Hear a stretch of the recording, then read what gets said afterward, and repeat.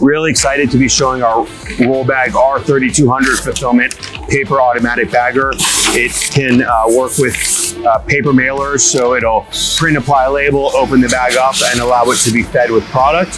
What's super interesting here is we have it paired with a robotic feeding system. So this system is designed to pick items, scan the item, match it up to the WMS, and then place it into the bag. So you really have something fully automatic. You can imagine when you're shipping random singles, it will take them out of the tote, it'll scan them, it'll put them in, it'll interface to the bagger, tell it to cycle, and run off.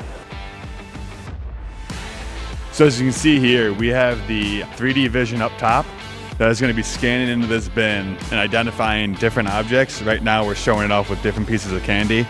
We're going to come over here to where we can scan it with the barcode reader, identify what product it is, and actually count how many we're putting in each bag.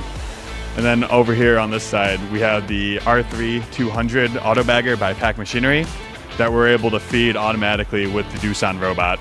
And that's going to end up packaging these products for us.